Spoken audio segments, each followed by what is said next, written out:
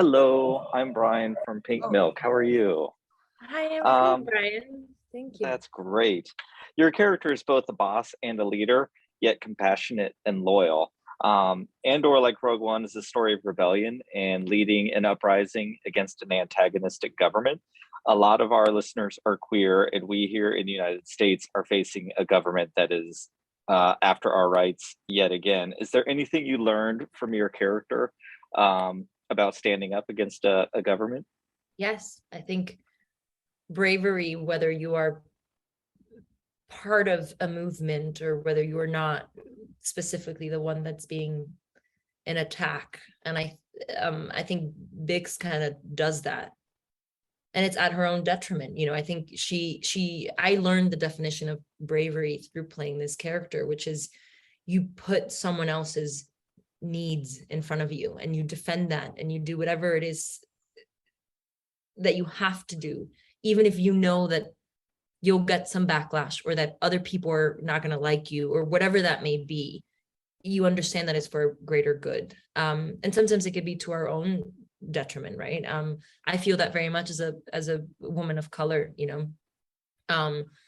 I feel like we are also kind of an endangered species in a way, and I feel like we're constantly being attacked. And I've seen some incredible people that are not Latin American women stand up for us, and that makes a big difference. And that is what I think and consider bravery. And it's something that I learned from Bix, and even from the show itself. Everyone they're at a cusp of a revolution. Oppression is so present. It's so present. You could feel it in the air. You can taste it. It's this thing that is so part of their lives. And there's a big question mark. Do you join a movement? Are you part of it? Do you take a step back? Are you brave enough to make a difference? Do you not make a difference? What is your role? And I think in society right now, we're all finding our roles within so many different things that are going on that are so unfair and unequal and unfair. And I said unfair, but I feel like I should say unfair 15 more times. So that's a big question. Do you stand up? Do you not? And I think everyone's moral compass is questioned when oppression comes in. You're like, wait, is it my turn to speak? Is it my turn to fight? Where do I stand? And I think it's what every character is going through in this show. And it's also what we're going through right now, right? You're like, you have all these questions and you want to fight and you don't know how, and you almost feel like you're beaten down because it's so much bigger than us. And that's kind of the complexity of this show, and it mirrors a lot of sort of what we're unfortunately kind of going through. George and Josh, you have the next question. Hi, we're George and Josh with Star Wars Holocron. It's really nice to meet you and speak with you. 2022 has been such a huge year for you in that you've joined the Marvel universe with Morbius, and now you're joining this other huge franchise with Andor. I'm wondering if you could compare and contrast the two experiences of working on that project compared to Andor, and just generally what it's been like to join these two huge fandoms. I have very different experience, and I'll tell you why. Because I shot Morbius, years ago. And we shot in studio, and we shot a little bit outside of studio. And in comparison to Andor, when I first walked onto set, I was not expecting what I saw. It was a set of, and I kid you not, and I'm not exaggerating, maybe I'm underselling it, but it was 7 city blocks, like the set. It was outdoors. It was never indoors. If it rained in London, it rained in Ferrix. And we had to sort of move around the elements. And I had the amazing gift to be able to immerse myself in this city. It felt like I was there. I was part of it. Ferrix existed. It was a real city. And it's so crazy to even talk about it because I really lived there for months. So I kind of got the gift to imagine like where Bix goes for a drink after work. Where does she go to a restaurant, you know? And I walked into the restaurants and I would open drawers and there was things in them, and everything was more Star Warsy than another. The props were just amazing. So it was easier to sort of get myself into the world. I think it was shocking at first. You're like, oh, this is way bigger than I thought. What did I get myself into? God, how do I get out of it? It was kind of scary. And then the more I was in Ferrex, I was like, oh, this is where Bix belongs. This is where I am from. So it was easier and more immersive, I think, than for example, my role in Morbius. Very two different scales, obviously. And then, you know, the fans, I got to meet, you know, the Marvel fans, which some of them are kind of intertwined, and I could feel the excitement. And then, you know, I went off and did a movie and kind of heard nothing about, I had no Wi-Fi in Merida in Mexico. I heard nothing about anything. Maybe that was a good thing. And then, you know, I do D23 where I stand on stage and there's 7,000 people and I finally get to put a face to the reason why I did the show to begin with. You never get to experience that as an actor, you know. We're incredibly shy. We live in like our little bubble. We act in this tiny little thing. We're not meant to be in front of 7,000 people, you know. So that, I think, is an experience that only happens when you're working with Disney or when you're working with Star Wars. And it's a day I will never forget. I almost felt like a musician. And it was so nerve-wracking, but then seeing faces and seeing the excitement sort of grounded me. It was like, oh my God, people like it. Okay, I'm good. James, you have the next question. So nice to meet you. Hi. Welcome to Star Wars.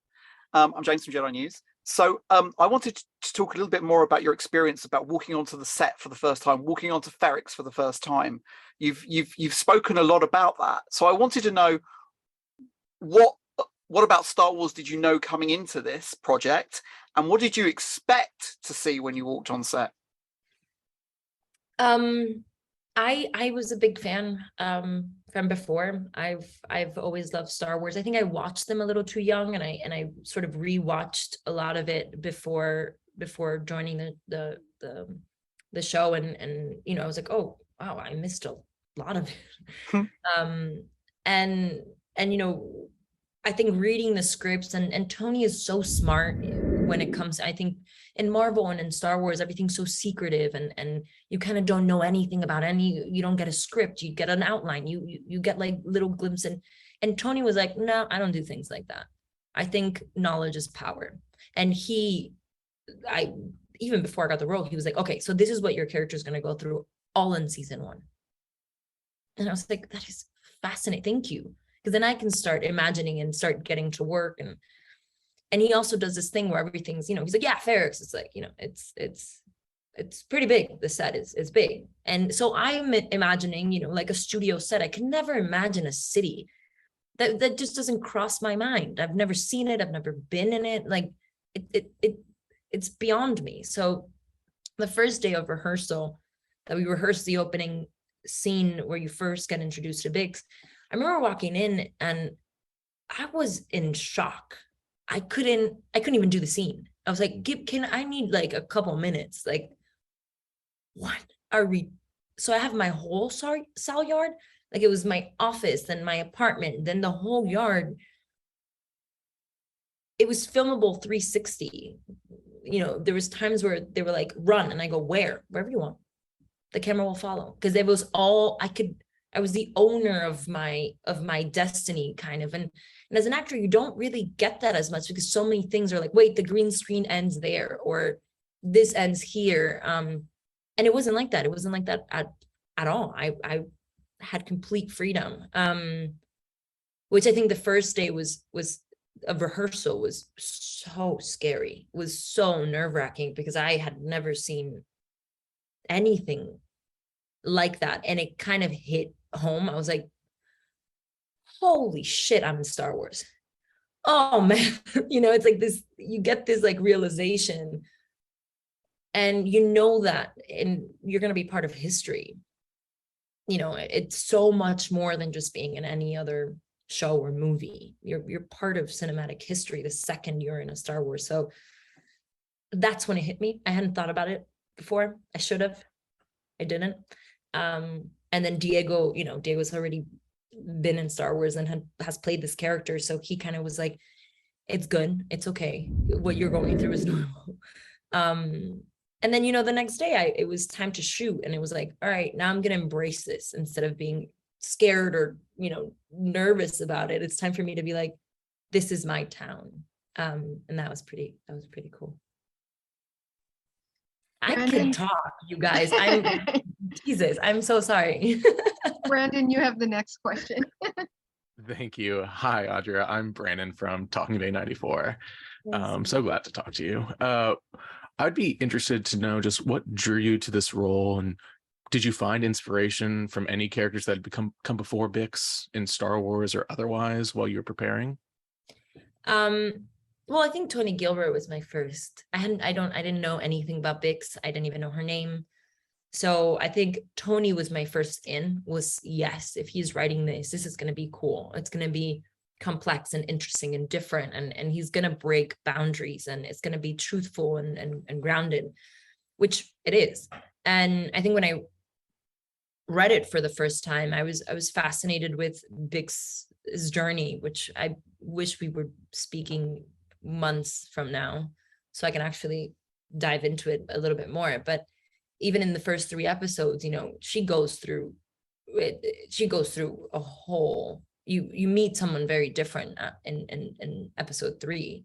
And I think her bravery, like I had mentioned before, was something that drew me into her, and exploring that and defining that for myself as well was super interesting. And I like the fact that she's not tough, that she's strong, and that she's, you know, she's not trying to mimic a man. She's just, you know, she's cool like that. She's a boss and runs her Salyard and is incredibly stable until Cassian comes into her life. And it's kind of this habit that you can, the second you meet them, you're like, oh, she's pissed that he's here, but also kind of happy.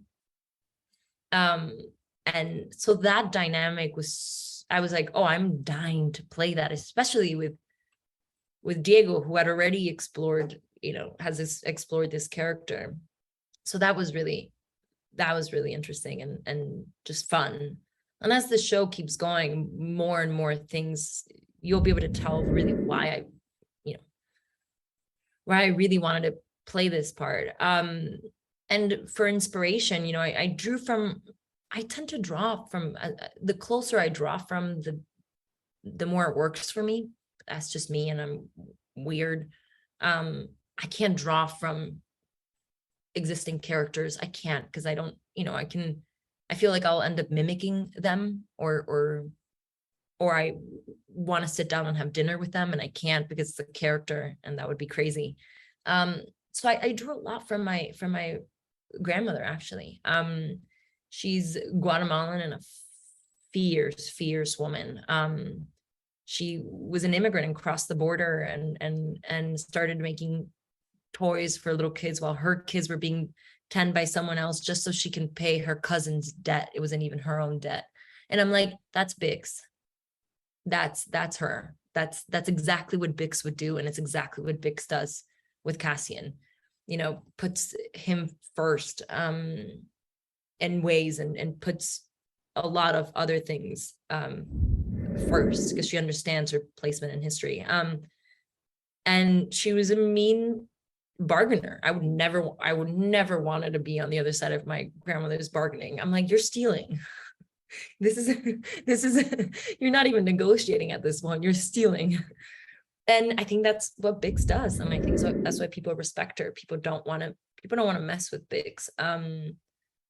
Even though she's incredibly approachable and kind, she's still, you know, she has a side to her that is really strong.